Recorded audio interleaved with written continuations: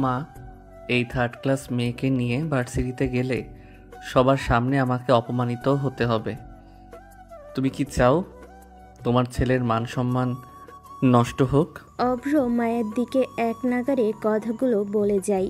এতে যে মায়ের ছোট্ট মনে গুরুতর আঘাত লাগছে, সেদিকে মনোযোগ দেওয়ার প্রয়োজন বোধ করে না অভ্র। মায়ের চোখ দিয়ে কেবল পানি ঝরছে। কিছুক্ষণ আগে অভ্র মায়ের ভার্সিটিতে ভর্তি হওয়ার কাগজটা ছিঁড়ে টুকরো টুকরো করে ফেলে। এই মেয়ে বারবার আমার সামনে কেন আসে? আমার কাছ থেকে আমার সবচেয়ে প্রিয় মানুষটাকে কেড়ে নিয়ে ওর শান্তি হয়নি। আর কি চাই ও?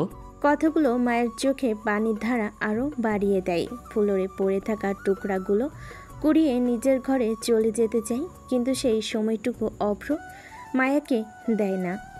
মায়ের হাতটা ধরে তার গালে সজোরে একটা থাপ্পড় মারে অভ্র।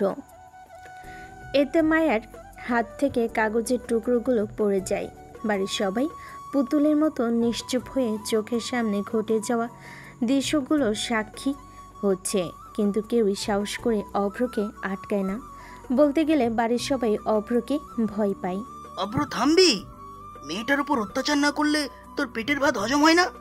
মায়া, তুই ঘরে যা, তোর জন্য আমি আরেকটা ফর্ম কিনে আনবো। ভাইয়া, তোমার লাই পেয়ে পেয়ে এই মেয়ে আমাদের ঘাড়ে চড়ে নাচছে। নিজের মা বাবাকে তো খেয়েছে, এখন আমাদের পরিবারের একটা ক্ষতি করা না পর্যন্ত এই মেয়ে থামবে না। নিজের সম্পর্কে এত খারাপ কথা সহ্য হলো না মায়ার। অন্য সময় যে তার সাথে সবাই ভালো ব্যবহার করে এমন না, তবে অভ্র ভাইয়া যেন তাকে সহ্যই করতে পারে না। মায়া শান্ত স্বভাবের মেয়ে হলো অভ্রর বলা শেষের কথাগুলোতে তেতে ওঠে মায়া। এতিম হওয়ায় এত অপমান করার সুযোগ পাচ্ছেন আপনি। আপনি খুব ভালো করেই জানেন যে ওই ঘটনায় আমার কোনো হাত ছিল না। তাও দিনের পর দিন আমাকে দোষারোপ করে আপনি কি যে শান্তি পান আমার জানা নেই। যত বড় মুখ নয় তত বড় কথা। আমার ভুল ধরানোর তুই কে? আমাদের ঘাড়ে বসে অন্য ধ্বংস করছিস। অভ্র, ছাড় মায়াকে। না আরিয়ান ভাইয়া, ওনাকে ওনার শরীরে সকল রাগ আমার উপর ঝাড়তে দাও। প্রতিদিন একটু একটু করে মরার চেয়ে আমাকে একেবারে মেরে ফেলুক। মায়ের কথাগুলো শুনে আর তার অগ্নি চোখের দিকে তাকিয়ে অভ্র জোর হারিয়ে ফেলে। আস্তে আস্তে করে হাতের মুঠিটা ঢিলে করে ফেলে, যেটা দিয়ে মায়ের ঘন কালো চুল ধরেছিল। কি হলো, থামলেন কেন? করুন, মেরে ফেলুন আমাকে। আমি আমার মা বাবার কাছে যাব, তাতে আপনারও জ্বালা জুড়োই আর আমারও। মায়া প্লিজ, আমার জন্য ঘরে যা, আমি দেখছি এখনটা। বাড়ির এতগুলো মানুষের মধ্যে এই আরিয়ান ভাইয়াটাই মায়ের কথা ভাবে, তাই আরিয়ান ভাইয়ের কথা মায়া ফেলতে পারল না। তাই মায়া চলে যেতে উদ্যত হলো। আপনাকে আমি কখনো ক্ষমা করব না। আপনাকে নিজের কর্মের জন্য একদিন আফসোস করতে হবে। মায়া, খেয়ে নে। তুই না খেলে আমি খাই কি করে বলতো? আরিয়ান ভাই, আমার খিদে নেই। খিদে পেলে আমি খেয়ে নিব। তুমি যাও, শুয়ে পড়ো। এত রাতে আমার ঘরে এসেছো শুনলে তোমার ভাই বাড়ি মাথায় তুলবে। অভ্র কি বললো বা কি করলো তা নিয়ে আমার বিন্দুমাত্র চিন্তা নেই, কিন্তু তুই না খেলে তো শরীর খারাপ হবে। ভাইয়া, আমি তো মানুষের দ্বারাই বেঁচে আছি।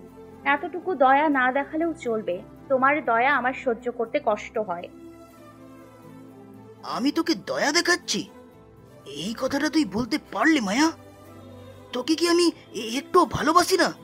তোমার মনের মাঝে কি আছে সেটা আমার পক্ষে সম্ভব না। তবে তোমাকে অবিশ্বাস করতে ইচ্ছে করে না, কিন্তু তোমাকে বিশ্বাস করতেও পারি না। মা বাবা মারা যাওয়ার পর রাতারাতি সবার ব্যবহার বদলে যায়, সাথে মন মানসিকতা। আমি তাদের চক্ষুশূল হয়ে দাঁড়াই। মায়া, তোর কি একবারও মনে হয় না এতগুলো মানুষের ভিড়ে একা আমিই তোকে ভালোবাসি? তোর ভালো চিন্তা করে কেন আমাকে অন্যদের সাথে গুলিয়ে ফেলছিস? আমি কিছু জানতে চাই না, বুঝতেও চাই না। যদি আমার ভালো চাও তবে আমাকে একা ছেড়ে দাও। আরিয়ান আর কথা বাড়ে না। সে ভালো করেই বুঝতে পারছে মায়া তার মধ্যে নেই। হয়তো বিকালে অভ্রের করা অপমানগুলো সহ্য করতে সময় লাগবে। আরিয়ান মুখটা নিচু করে মায়ের ঘর থেকে চলে আসে।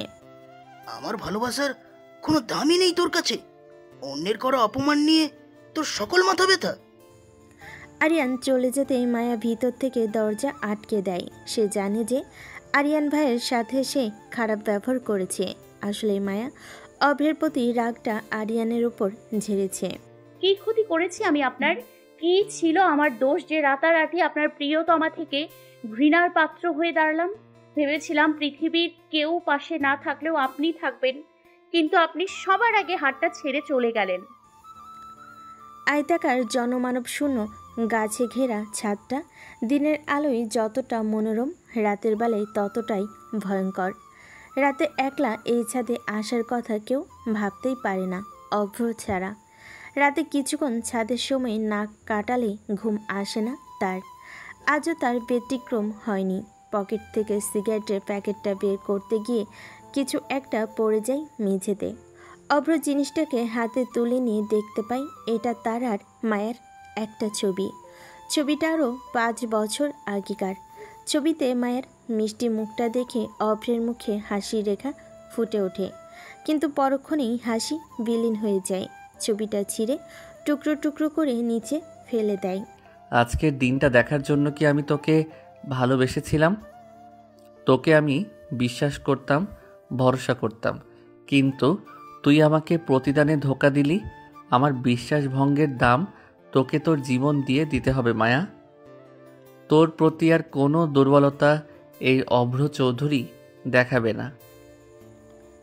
রোজকার মতো আজকেও সারাদিনের কাজ শেষ করে ক্লান্ত শরীরটাকে বিছানায় এলিয়ে দেয়। তারপর কখন যে তার চোখ লেগে আসে মায়ের সেটা মনে নেই। মাঝরাতে কোনো কিছু পড়ার শব্দে মায়ের ঘুমের ঘোরটা হালকা হয়।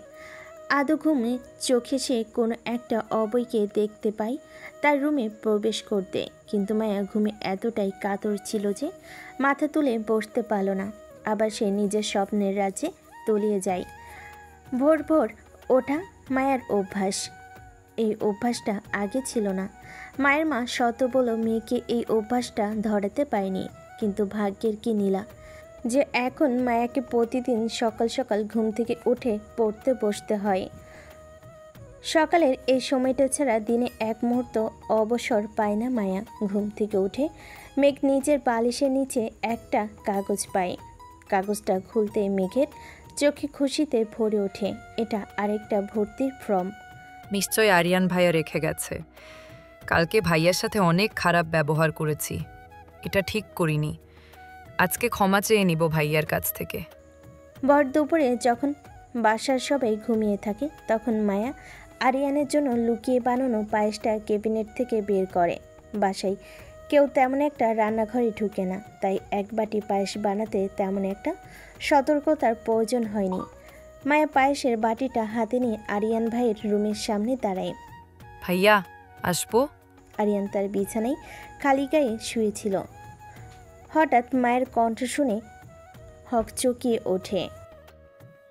মায়া, তুই এ সময়? আসবো, একটু দরকার ছিল।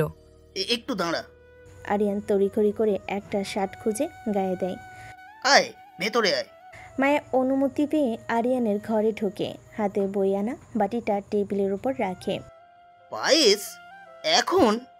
তোমার জন্য বানিয়েছিলাম, তুমি খেতে পছন্দ করো। তাই বলে দুপুরে? আরে মাত্রই তো ভাত খেলাম। এখন না দিলে তো আর আজকে দেয়া হতো না। তুমি খাবে না? কেন খাবো না? আমার মায়ু আমার জন্য বানিয়েছে, আর আমি খাবো না? সরি ভাইয়া, কালকে তোমার সাথে একটু খারাপ ব্যবহার করে ফেলেছিলাম, প্লিজ মাফ করে দাও। বুঝলাম, তার জন্যই ঘুষ দেওয়া হয়েছে। আমি আমার মায়ের ওপরে রাগ করতে পারি নাকি? আমি জানি কালকে তোর মন খারাপ ছিল, বিশ্বাস কর একটুও রাগ করিনি। ধন্যবাদ ভাইয়া। এখন পায়েসটা খেয়ে বলো কেমন হয়েছে। যা ঘ্রাণ বেরিয়েছে না, না খেয়েই বলতে পারি অনেক মজা হয়েছে। না খেয়ে বলো। আরিয়ান এক চামচ পায়েস মুখে দেয়। উফ মায়ু, তোর তো মাস্টার চিফ হওয়া উচিত। তোমার ভালো লেগেছে? লাগবে না, লাগবে না, জাস্ট অসাধারণ। থ্যাঙ্কস ভাইয়া, আমার জন্য আরেকটা ফর্ম আনার জন্য। ফরম? হ্যাঁ, ভার্সিটি ভর্তি ফর্ম। আমি তোমার কাছে সারা জীবন ঋণী হয়ে থাকবো। মায়া আর দায় না, কখন কে উঠে যায় তার ঠিক নেই। এ সময় মায়াকে আরিয়ানের রুমে দেখলে বাড়িতে তুলকালাম কাণ্ড বাঁধবে। অভ্র দেখা যায় আমার কাজটা আরো সহজ করে দিল। শত সাবধানতা অবলম্বন করা সত্ত্বেও এই ঘটনাগুলো যে একজনের চোখে পড়ে যায় সেটা মায়ের অজানা। রীতিমতো তার শরীরের রক্ত টকবক করে ফুটছে রাগে। নিজের উপর নিয়ন্ত্রণ হারিয়ে মায়ের উপর ঝাঁপিয়ে পড়ে সে। মায়ের উপর আচমকা চড়াও হয়ে তাকে দেওয়ালে চেপে ধরে। মায়ের নিজেকে চানোর শত চেষ্টা করলেও পুরুষালী শক্তির কাছে হার মানতে হয় তার। আদ্র ভাইয়া কি করছেন? ছাড়ুন আমাকে। আমি একমাত্র যে তোকে মারবে, যে তোকে আদর করবে, ভালোবাসবে, সেটাও আমি, অভ্র চৌধুরী। এত কিসের তোর চাহিদা যা আমিটা মেটাতে পারবো না? আরিয়ান ভাইয়া পারবে। দুপুরে লুকিয়ে লুকিয়ে আরিয়ান ভাইয়ের রুমে গিয়ে কিসের রাজ্য উদ্ধার করিস আমি বুঝি না ভেবেছিস? মা বাবার সাথে সাথে সতীত্বও কি হারিয়েছিস? অভ্রের মুখে নিজের সম্বন্ধে এই ধরনের নিকৃষ্ট কথা শুনতে হবে তা ইহকালও ভাবেনি মায়া। এই মানুষটাকে সে ভালোবেসেছিল, এই মানুষটাকে সে সম্মানের শীর্ষ চূড়ায় বসিয়েছিল। ভাবতেও মায়ের গা গুলিয়ে উঠছে। অভ্রের প্রতিটা স্পর্শ মায়ের কাছে অসহ্য হয়ে উঠেছে। মায়ের নিজের গায়ের সর্বশক্তি দিয়ে অভ্রকে নিজের কাছ থেকে সরিয়ে দেয়। অভ্র প্রথমে পিছনে সরে গেল, পরে নিজেকে সামলে নেয়। এবার মায়ের দিকে অগ্নি দৃষ্টিতে তাকায় অভ্র। মায়ের হাত পিছনের থেকে মুচড়ে ধরে। ব্যথায় চোখ দিয়ে পানি বয়ে পড়ল, মুখ দিয়ে একটাও আওয়াজ করে না মায়া।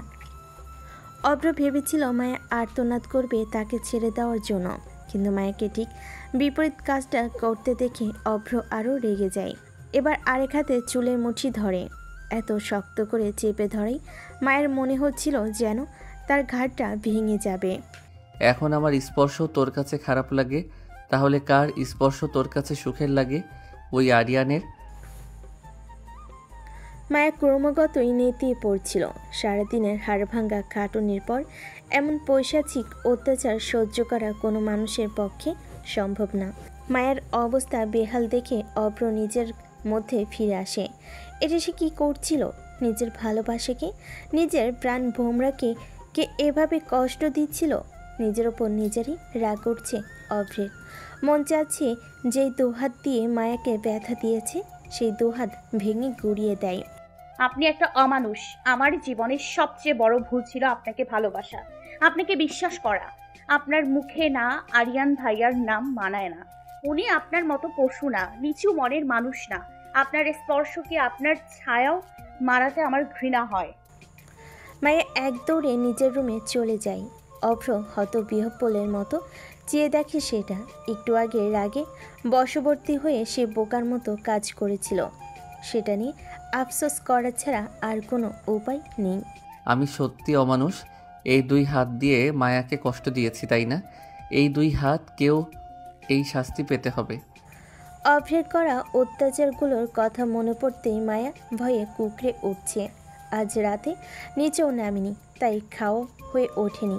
মায়া যে খায়নি এটা নিয়ে কারোর মাথা ব্যথা নেই। তাদের রান্না বান্না তো মায়া করে দিয়েছে, তাতেই তারা সন্তুষ্ট। রাতে মায়ার খিদে পায়, কিন্তু এত রাতে নেমে রান্নাঘর থেকে খাবার খাওয়ার সাহস হয়ে ওঠে না। শত হলো এটা তো তার বাড়ি নয়, পরের বাড়ির আশ্রিতা হয়ে এতটা দুঃসাহস করার সাহস মায়া নেই। কিন্তু পেট যে বাধা মানছে না। কিছু না ভেবে পেয়ে মায়া বাধ্য হয়ে নিচে নামে। উকি মেরে দেখে নিচে কেউ আছে কিনা। ড্রয়িং রুম পুরো অন্ধকার, তার মানে কেউ নেই। মায়া চুপি চুপি রান্নাঘরের দিকে যায়। রান্নাঘরের একটা বাতি সবসময় জ্বালানো থাকে, তাই রান্নাঘরে পৌঁছাতে পারলে খবর পেতে কষ্ট হবে না। খাবার পেতে কষ্ট হবে না। মায়া যেই না ফ্রিজ থেকে মিষ্টির প্যাকেটটা বের করতে যাবে, অমনি কেউ যেন তার পিছন থেকে কথাটা বলে ওঠে। রাতে না খেলে খিদে তো পাবেই, তা সময় মতো না খেয়ে মাঝরাতে চোরের মতো খাবার খাওয়াটা কেমন অভ্যাস? মায়ের তড়িঘড়ি করে পিছনে তাকাতেই দেখে অভ্র বুকে হাত দিয়ে দাঁড়িয়ে আছে, কিন্তু অভ্রের দুহাত ব্যান্ডেজ করা, যা মায়ের কাছে অস্বাভাবিক লাগে। চোরের মতো খাবার চুরি করছিস রান্নাঘর থেকে, তাও আবার মাঝরাতে।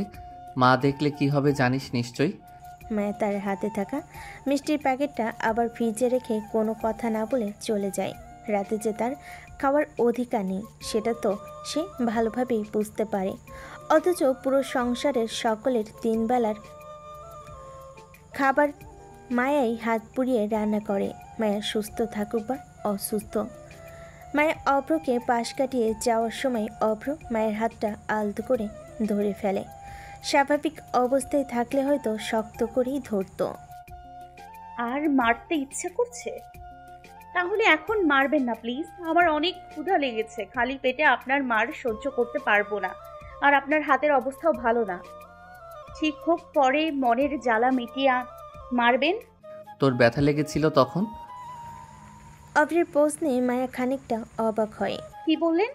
বললাম তোর কি তখন অনেক ব্যথা লেগেছিল? সরি, আমার অনেক রাগ হয়েছিল। রাগ? আপনার রাগ কেন হবে? আমার জানা মতে তো আমি কোনো ভুল করিনি, অন্যায়ও করিনি, আপনার সামনে যাইনি। তাহলে কি আমার দোষ? পৃথিবীতে আমাদের অজানা অনেক কিছুই ঘটে, যেটা সম্পর্কে আমাদের ধারণা একেবারেই শূন্য থেকে। ধরে নে এটা সেরকমই। মা বাবা মারা যাওয়ার সাথে সাথে যে সন্তান সস্তা হয়ে যায় জানতাম না। আমি কি আসলেই এত সস্তা? আপনার রাগ উঠেছে তাই বলে আমার গায়ে হাত তুলবেন? মায়া মুখটা সাইড করে চোখের পানি মুছে। একমাত্র অভ্রই জানে তার বুকে কি ঝড় হচ্ছে। সত্যিকারের ভালোবাসায় প্রিয় মানুষটার চোখের পানি সহ্য করা অনেক কষ্টের। অভ্রের মন চাই নিজের হাতে মায়ের চোখের পানি মুছে দিতে, কিন্তু তার মনের কোণে এক অভিমান অভ্রকে বাধা দেয়। মায়া, ছাদে যাবি? কেন? ছাদ থেকে ধাক্কা দিয়ে ফেলে দিবে? প্লিজ এটা করো না। আমি মা বাবার কাছে যেতে চাই। প্লিজ এটা করো, আমি মা বাবার কাছে যেতে চাই। আমার ভালো লাগে না এই জীবনটা। মরে আমি মুক্তি চাই। মায়ের মুখে মারা যাওয়ার কথাটা শুনে অভ্র নিজেকে নিয়ন্ত্রণ করতে পারে না। মায়ের বাম গালে সজোরে থাপ্পড় মারে, যাতে করে মায়া নিচে পড়ে যায়। মায়া গালে হাত দিয়ে কাঁদতে থাকে। অভ্র হাঁটু গেড়ে মায়ার সামনেই বসে। মায়ের হাতটা গাল থেকে সরিয়ে অভ্র 2 হাত দিয়ে মায়ের মুখটা চেপে ধরে। এত সহজ মারা যাওয়া, এত সহজ মুক্তি পাবা? যা করেছিস তার ফল ভোগ না করেই পার পেয়ে যাবি আমার কাছ থেকে। তোর মুখে যেন কখনো মৃত্যু শব্দটা না শুনি। উঠে দাঁড়া আর ছাদে চল। আমি যাব না। আমি কি তোকে জিজ্ঞাসা করেছি তুই যাবি কি না? উঠে বলেছি উঠবি, না হলে ঠ্যাং ভেঙে রেখে দিব। চুপচাপ আমার সাথে আয়। মনে আছে মায়া, ছোটবেলায় আমরা ছাদে উঠে তারা গুনতাম। আকাশের সবচেয়ে বড় তারাটা ছিলাম আমি, আর তার পাশের সবচেয়ে জলজলে তারাটা ছিলিস তুই। অভ্র অমায়িক দৃষ্টে আকাশের দিকে তাকিয়ে আছে। অভ্রের দৃষ্টি আজ অজানা পর্যন্ত বিস্তৃত। ছোটবেলার স্মৃতিগুলো বর্তমানের হাজার গুণ অভিমানকে দূরে সরিয়ে দিয়েছে। তাই হয়তো অভ্রের আজ মায়াকে নিজের করে পেতে ইচ্ছে করছে। অভ্রের ঠিক পেছনে দাঁড়িয়ে আছে মায়া। অভ্রের আবেগপ্রবণ কথাগুলো অনুভূতিহীন চেহারা নিয়ে শুনে যাচ্ছে সে। এত মার খাওয়ার পর মায়ের প্রদানকারীর সাথে আর যাই হোক রোমান্টিকতা তৈরি হয় না। কিছু বল, আমি তো শুধু বকবক করে যাচ্ছি। অনেক রাত হয়ে গেছে, তোমার ঘুমের দরকার নাও হতে পারে, আমার আছে। মায়া পিছনে ঘুরে চলে যেতে থাকে, কিন্তু হাঁটার সময় কোনো কিছু যেন তার হাত ধরে টান দেয়। এতে মায়া অভ্রর বুকের সাথে ধাক্কা খায়, কিন্তু মাথা তুলে সোজা হয়ে দাঁড়ানোর আগে অভ্র জাপটে ধরে। প্রায় 6 মাস এই শান্তি অনুভব করি না। কেন বারবার আমাকে তোর স্পর্শ থেকে বঞ্চিত করিস? আপনি নিজের কর্মের কারণেই বঞ্চিত হন, এখানে আমি কোনো মাধ্যম না। কেন আমাকে ধোঁকা দিলি? মায়া অবাক হয়ে অভ্রর মুখের দিকে তাকায়। অভ্রর অশ্রুসিক্ত চোখ যুগল জানান দেয় তার ভিতরে চাপানো ঝড়ের কথা, যা বাইরে থেকে সকলের অদেখা। ধোঁকা? আমি আপনাকে ধোঁকা দিয়েছি? আপনি আমাকে ধোঁকা দিয়েছেন। সারা জীবন পাশে থাকার প্রতিশ্রুতি দিয়ে প্রত্যাখ্যান করেছেন। যখন আমার আপনাকে সবচেয়ে বেশি দরকার ছিল ঠিক তখনই আমাকে ছেড়ে চলে গেছেন। এখন বলছেন আমি আপনার সাথে প্রতারণা করেছি? আমার সন্তানকে মেরে ফেলেছিস কেন? সন্তান? আপনার সন্তান মানে? নাটক কম কর মায়া। আমাদের সন্তান, তোর গর্ভে আমার সন্তান ছিল। তোর কি এতটুকু বিশ্বাস আমার উপর ছিল না যে আমি তোকে আর আমাদের সন্তানকে স্বীকৃতি দিব? কেন নিজেকে নির্দোষ প্রমাণিত করতে গিয়ে আমাদের ভালোবাসার প্রতীককে মেরে ফেললি? অভ্র ভাইয়া, আপনি কি পাগল হয়ে গেছেন? কি সব আজে বাজে কথা বলছেন? আমাদের এমন কোনো সম্পর্ক ছিল না, বুঝেছেন? কিভাবে আমি আপনার সন্তানকে গর্ভে ধারণ করব? হ্যাঁ, আমাদের মধ্যে কোনো ধরনের শারীরিক সম্পর্ক ছিল না, তবে ওই রাতে তো আমাদের মধ্যে কিছু হয়েছিল। কেন এখন সাধু সাজার ব্যর্থ চেষ্টা করছিস? আমি যদি অপরাধে দোষী হই, তাহলে তুইও একই অপরাধে দোষী। মায়া নিজেকে অভ্রর বাঁধন থেকে মুক্ত করে। আমি সজ্ঞানে কিংবা অজ্ঞানে কখনোই কারোর সাথে এসব পাপে লিপ্ত হইনি। আমার ওপর এসব আজে বাজে অভিযোগ আনা বন্ধ করুন। আমার চরিত্রের ওপর আঙুল তোলা বন্ধ করুন। আমি চরিত্রহীনা নই। মায়া, আমি কি একবারও তোকে চরিত্রহীন বলেছি? তুই কিভাবে অস্বীকার করছিস সেই রাতে আমাদের মাঝে ঘটে যাওয়া ঘটনাগুলোকে আর আমাদের সন্তানকে? আপনার মাথা খারাপ হচ্ছে। কিসের সন্তান? কার সন্তান? আমার থেকে দূরে থাকবেন। কখনো আমার সামনে আসবেন না। আপনার এই জঘন্য মন আর চেহারা আমি দেখতে চাই না। মায়া কোনো দিক না তাকিয়ে এক দৌড়ে নিচে চলে যায়। এদিকে অভ্র দোটানায় পড়ে। মায়ের কিছু মনে নেই। এটা কেমন কথা? মায়ের চোখ দেখে মনে হচ্ছিল না যে সে মিথ্যা বলছে। তার বলা প্রতিটা কথাও সেটার পরিচয় দেয়। তাহলে কি অভ্রর ভুল দেখছে? তাহলে কি অভ্র ভুল দেখেছে, ভুল জেনেছে? কিছুরই হিসাব মেলাতে পারছে না অভ্র। কোনটা মিথ্যা কোনটা সত্য সব কিছুই যেন ধোঁয়াশা। এই ধোঁয়াশা কাটাতে গিয়ে যেন মায়াকে কষ্ট না দিয়ে ফেলি। সেদিন কি হয়েছিল আমাকে জানতেই হবে। ভার্সিটির প্রথম দিনেই শরীর দেখিয়ে ছেলেদের হাত করতে চাচ্ছিস? তাহলে ভার্সিটিতে না গিয়ে নাইট ক্লাবে যা, অনেক টাকা কামাতে পারবি। শখ করে মায়ের একটা প্রিয় শাড়ি পরাই অভ্রর মুখ থেকে এমন বাজে মন্তব্য শুনতে হবে সেটা মায়া আন্দাজ করতে না পারলেও অবাক হয়নি। কারণ এর আগেও অভ্রর মুখ থেকে হাজারো অরুচিকর মন্তব্য শুনতে শুনতে অভ্যস্ত মায়া। তাই এবার আর গায়ে লাগায়নি। শান্তমতো খাবার খেয়ে নেয়, কোনো রকম প্রতিক্রিয়া দেখায় না। তুই কি মানুষ হবেই না অভ্র? মেয়েদের সাথে কেমন ব্যবহার করতে হয় এখনো শিখিসনি? আরে মায়া তোর বোন, বোনকে ভালোবাসতে শিখ। আমাকে না শিখিয়ে নিজের দিকে নজর দাও আরিয়ান ভাই। ভোর দুপুরে একটা মেয়েকে ফুসলিয়ে নিজের ঘরে ডেকে নেওয়াটা কোনখানের ভদ্রতা? তখন তোমার মনে থাকে না যে মায়া তোমারও বোন? অভ্র, ভুলে যাচ্ছিস আমি তোর বড় ভাই। আমাকে সম্মান দিয়ে কথা বল। সম্মান পাওয়ার জায়গায় না থাকলে তো আমার কিছু করার নেই। অভ্র, আরিয়ান ভাইয়া ছাড়ো, ওনাকে ওনার মতো ভাবতে দাও। যার যেমন মন মানসিকতা সে সেই রকমই চিন্তা করে। আমাদের দেরি হয়ে যাচ্ছে, চলো। মায়া আরিয়ানের হাত ধরে যা অভ্রের চোখ এড়ায় না। রাগে অভ্রর চোখ মুখ রক্তিম হয়ে উঠেছে। এমনিতে মায়া শাড়ি পরে ভার্সিটিতে যাবে, অন্যদিকে আবার আরিয়ানের হাত ধরেছে। ব্যাপারটা অভ্রর কাছে অসহ্য হয়ে উঠেছে। মায়ের হাতটা ধরে একটানে আরিয়ানের বাঁধন থেকে মুক্ত করে নিজের কাছে নিয়ে আসে অভ্র। এতে মায়া কিছুটা হাতে ব্যথা পায়, কিন্তু অভ্র সেই দিকে না তাকিয়ে সোজা মায়ার চোখের দিকে তাকায়। যা, শাড়িটা পাল্টে সালোয়ার কামিজ পরে আয়। কি হলো, কানে কথা যাচ্ছে না? যেতে বলেছি তোকে। আমি আপনার কথা মতো চলবো না। আমি আপনার কোনো গোলাম না। ও, তাহলে সহজ ভাষায় কাজ হবে না, কঠোর হতেই হবে। অভ্র মায়ের কাঁধের ব্যাগটা ফেলে দেয় সোফার উপর, তারপর একটানে শাড়ির আঁচলটা শরীর থেকে নামিয়ে ফেলে।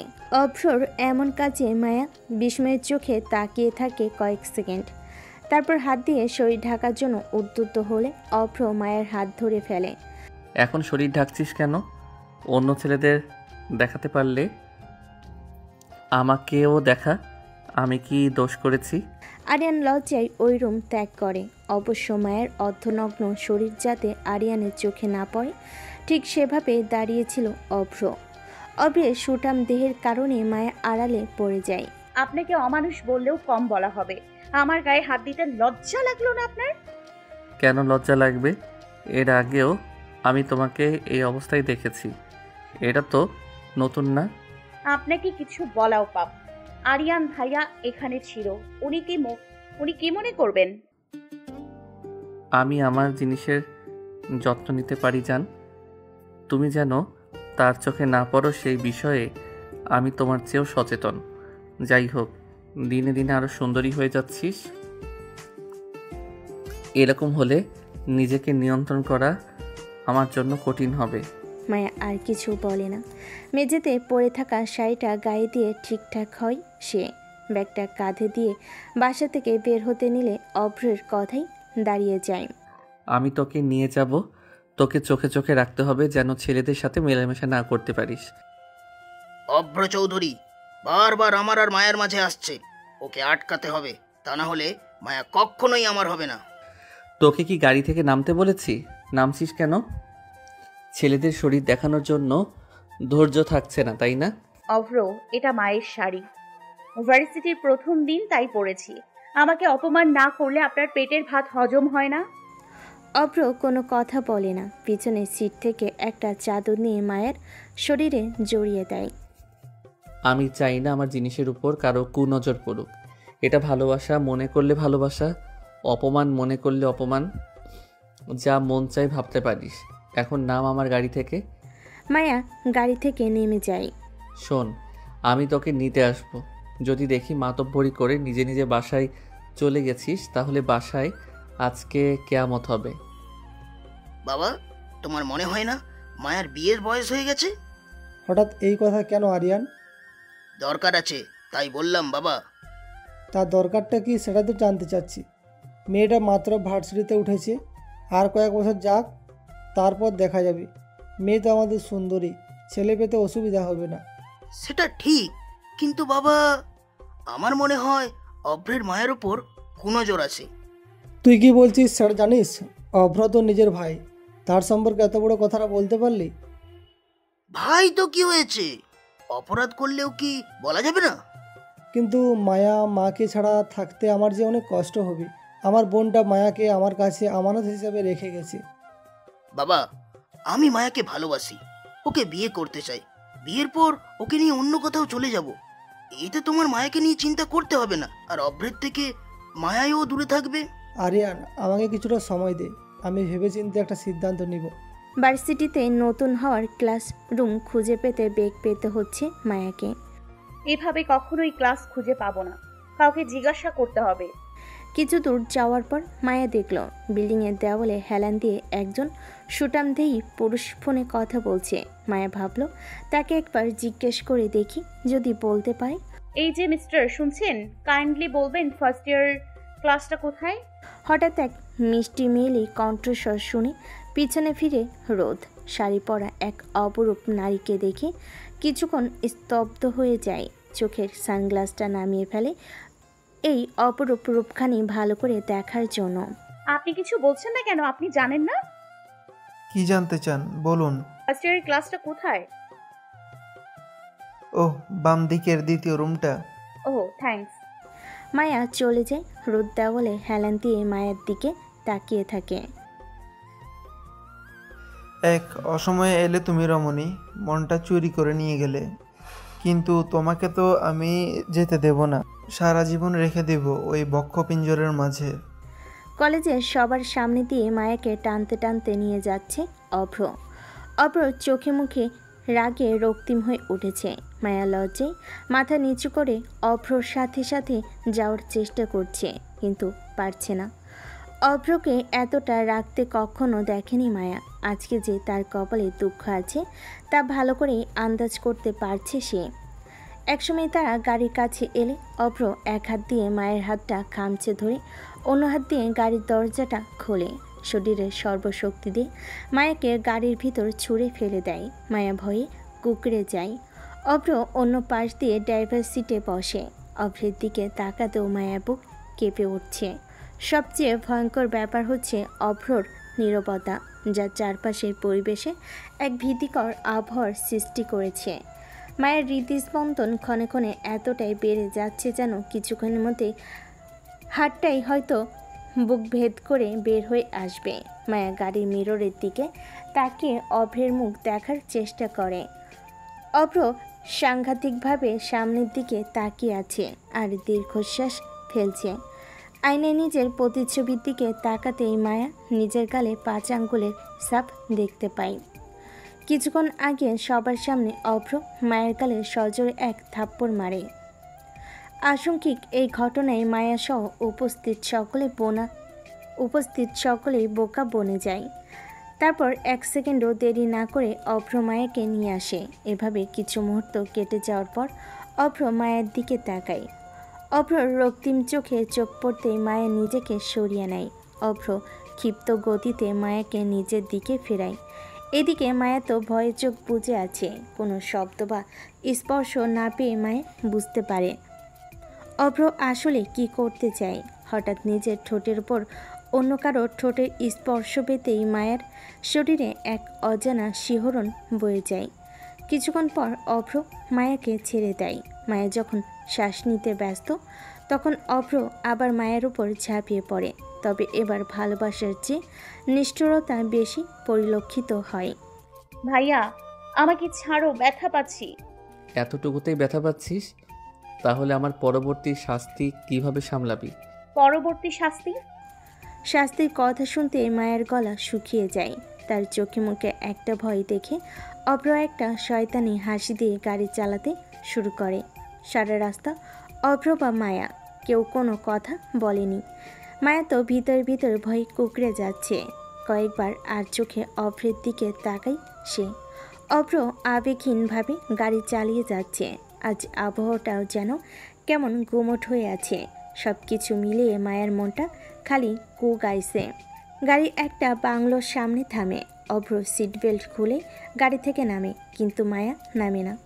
তোকে কি আমন্ত্রণ পত্র দিয়ে নামতে বলতে হবে? আমাকে কোথায় নিয়ে এলে তুমি? এটা আমার একটা বাংলো। কিন্তু আমাকে কেন এখানে নিয়ে এলে? এত তাড়াতাড়ি শাস্তির কথা ভুলে গেলি? না, আমি যাব না। অভ্র আর কথা পারে না। গাড়ি দরজা খুলে মায়াকে কোলে করে ভিতরে নিয়ে যায়। হাতের বইগুলো সজোরে টেবিলের ওপর আশ্রে মারে রোদ। তারপর গ্লাসে থাকা পানি এক ঢোকে খেয়ে ফেলে। কিছুতেই তার রাগ কমছে না। আমার সামনে দিয়ে আমার জিনিসকে উঠিয়ে নিয়ে গেলি তুই অভ্র। আমার জিনিসে হাত দেওয়ার ফল তোকে ভোগ করতেই হবে অভ্র। এই রোদ আহসান কখনোই নিজের জিনিস কারোর সাথে শেয়ার করে না। মায়া শুধুই আমার। তুই এখন থেকে এখানে একলা আমার সাথে থাকবি, শুধু আমি আর তুই। শেষের কথাটা বলার সময় অভ্র মায়ের কানের খুব কাছে চলে যায়। কথা শেষে অভ্র মায়ের কানে হালকা করে একটা চুমু খায়। তারপর নিজেকে মায়ের শরীর থেকে আলগা করে অদ্ভুত দৃষ্টিতে মায়ের চোখের দিকে তাকায়। মায়া বুঝতে পারে অভ্র তাকে নিজে করে নিতে চাচ্ছে। এতে কিছুটা অস্বস্তিতে পড়ে যায়। মুখটা অন্যদিকে ঘুরিয়ে কিছুটা গম্ভীরভাবে কথা বলে। ভাইয়া আমরা অবিবাহিত, তুমি যেটা চাচ্ছ সেটা সম্ভব না। এভাবে অভ্রের দিক থেকে মুখ ঘুরিয়ে নেওয়ায় অভ্র প্রথমে বিরক্ত হয়। পরবর্তীতে অনাকাঙ্ক্ষিত একটা উত্তর দেওয়ায় অভ্রের মেজাজটা আরও বিগড়ে যায়। সে জোর হাতে মায়ের চোয়ালটা ধরে নিজের দিকে ফেরায়। এর আগে কি আমরা কখনো কাছে আসিনি? এর আগে কি আমরা দুজন এক হইনি? অভ্রের মুখে এমন কথা শুনে মায়া যেন আকাশ থেকে পড়ে। না, কখনোই হয়নি। কেন বারবার আমাকে চরিত্রহীন বানানোর চেষ্টা করছেন? মায়া, এগুলো কি বলছিস? সত্যি তোর মনে নেই ওই রাতের কথা? কোন রাত? কিসের রাত? আমার জীবনে কোনো কলঙ্কিত রাত নেই যে রাতের কথা সবার সামনে বলতে আমার লজ্জা হবে কিংবা আমার মাথা কাটা যাবে। ও, তার মানে আমার স্পর্শ তোর কাছে কলঙ্কের সমতুল্য? তাহলে কার স্পর্শ তোর কাছে সুখের? আরিয়ান ভাইয়ের? বিয়ের আগে আপনি সহ সকল ছেলের স্পর্শই আমার কাছে কলঙ্ক স্বরূপ। বারবার এসব কথা বলে আপনার মন মানসিকতার দৈন্যতার প্রমাণ দেবেন না। অভ্রকে তার রাগ বশবর্তী করে ফেলল। তার মনে হলো এসব অযথা রাগারাগির কোনো কারণ নেই। এসব করে বরঞ্চ নিজেদের মধ্যে ভুল বোঝাবুঝি বাড়বে। তাই নিজেকে শান্ত করার জন্য অভ্র রুম থেকে বাইরে বের হয়ে আসে। মায়া অভ্রের যাওয়ার দিকে তাকায় না। অভ্র যাওয়ার পর রুমটা ভালো করে দেখতে থাকে। অভ্র বরাবরই নিজের জিনিস গুছিয়ে রাখে, এবারও তার ব্যতিক্রম হয়নি। পরিপাটি করে রাখা বেডরুম, সাথে দক্ষিণার দিক মুখ করে বড় বারান্দা। মায়া ধীর পায়ে সেই বারান্দার দিকে যায়। নিচের বাগানটাও পরিষ্কার পরিচ্ছন্ন। একটু খেয়াল করলে মায়া দেখতে পায় বাগানের অধিকাংশ জায়গায় গোলাপি গোলাপ গাছ লাগানো। আর এটা দেখে মায়া মুচকি হেসে দেয়। আপনার ভালোবাসার সুন্দর অংশটাই আমি চাই। ভালোবাসার ডার্ক সাইডটা আমাদের সম্পর্কে চির ধরাচ্ছে। আপনার ভালোবাসা আমি অনুভব করতে চাই, কিন্তু আপনার কর্মকাণ্ডই এর মাঝে বাধা হয়ে দাঁড়ায়। এতগুলো লোককে আমি প্রতি মাসে টাকা দিয়ে শুধু শুধু পুষছি, একটাও কাজের না তোমরা। একটা গাড়িকে ফলো করতে পারো না, কিভাবে তোমরা তোমাদের চোখের আড়ালে চলে যায় ওরা? রাবিশ। এক লাইনে দাঁড়িয়ে থাকা বডিগার্ডগুলো সব মাথা নিচু করে আছে। তাদের সামনে বুকে হাত দিয়ে দাঁড়িয়ে আছে রোদ। চোখে মুখে তার রাগের ছাপ, যেন এক ঝড়ের পূর্বাভাস দিচ্ছে। যেমন করেই হোক 24 ঘন্টার মধ্যে মায়াকে আমি আমার চোখের সামনে দেখতে চাই, আর তোমরা আমার রুম থেকে বের হও। সকলে যেন প্রাণ হাতে নিয়ে রুম থেকে চলে যায়। মায়া, তুই আমার এক নেশায় পরিণত হয়েছিস। তোমাকে আমার দরকার। এবার আমি আর অভ্রকে জিততে দেব না, কিছুতেই না। অভ্র, মায়া কোথায়? এত রাত হয়ে গেছে, বাসায় ফেরেনি কেন? অভ্র এর রুমের দরজায় দাঁড়িয়ে আছে আরিয়ান। অভ্র নিজের মতো জামা কাপড় গুছিয়ে ব্যাগে ভরছে। আরিয়ানের দিকে তার কোনো নজরই নেই, যেন আরিয়ানের কোনো অস্তিত্বই অভ্র দেখতে পাচ্ছে না। কিছুক্ষণ উত্তরের আশায় দাঁড়িয়ে থাকার পর উত্তর না পেয়ে তেতে ওঠে আরিয়ান। অভ্রর কাঁধ ধরে নিজের দিকে ফেরায়। তোকে একটা কথা জিজ্ঞেস করেছি, উত্তর দেওয়ার প্রয়োজন বোধ করিস না? নিজেকে খুব লায়েক মনে করিস? হ্যাঁ, মায়া কোথায়? আমি জানি তুই এটা খুব ভালোভাবেই জানিস। অভ্র এক ঝটকায় আরিয়ানের হাতটা সরিয়ে নেয়। ব্যাগে শেষ কাপড়টা ভরে চেন আটকে দিয়ে ব্যাগটা কাঁধে নেয়। অবশ্যই জানি মায়া আমার কাছে আছে। এমন এক জায়গায় লুকিয়ে রেখেছি যেখানে তুমি কি তোমার ছায়াও মায়াকে স্পর্শ করতে পারবে না। কি বলতে চাস অভ্র? ভুলে যাস না আমি তোর বড় ভাই। বড় ভাই কথাটা বলা যতটা সহজ, তার দায়িত্ব পালন করা তত কঠিন। তুমি এত জীবন সবার সামনে একটা ভালো মানুষের মুখোশ পরা ছিলে। আমিও তোমাকে ঠিকমতো চিনতে পারিনি, কিন্তু আজ আমার কাছে সব কিছু পরিষ্কার।